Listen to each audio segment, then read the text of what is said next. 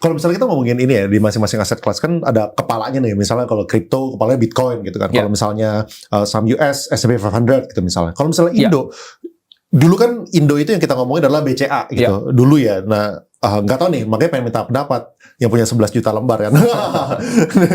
Apakah BCA dengan harga sekarang yang bukan sekarang udah sempat rebound lah, tapi yang kemarin sempat terkoreksi itu, apakah itu bisa dilihat sebagai kepalanya seperti S&P di saham sama Bitcoin di kripto? Oke.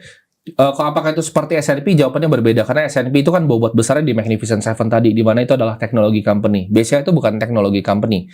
Cuman kalau kita mau lihat dari Indonesia sendiri, Indonesia itu negara yang lumayan mirip menurut gue sama India.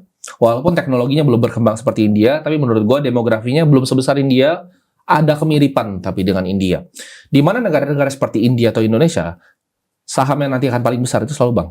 Kenapa? Karena consumer. Ketika nanti semua orang bikin duit, Indonesia kan energi kan base-nya, batu bara, bikin duit dari renewable nanti, energi transisi segala macam, uangnya akan flow kemana? Pasti ke bank. Dan bank itu biasanya single or double winner yang gue perhatiin. India tuh HDFC sudah clear winner. Cuman kalau gue disuruh pilih sekarang, antara beli HDFC atau beli BCA, HDFC pasti banknya lebih bagus gitu. Cuman kalau kita lihat di Indonesia kita berharap ini grow negaranya. Biasanya pasti akan grow sesuai dengan negaranya. Tapi ya pasti expected return-nya nggak kayak historical 19%. Mungkin turun ke 12%. Gitu. Cuman target gue ya itu, 12% aja. Dan kalau misalnya by semua ibaratnya dewa-dewa saham yang gue temukan, ketika mereka duitnya nggak tahu di mana, mereka taruhnya di BCA atau di Mandiri sih. Itu dari pengalaman gue at least gitu. Mereka nggak pernah taruh di saham yang lain gitu. Mereka taruhnya jadi parkir lagi. Mereka parkir pulang gitu ibaratnya duitnya. Karena dibanding cash kan IDR kan mereka tahu tergerus banget tuh. BCA itu udah kayak tabungan menurut gua untuk beberapa orang gitu.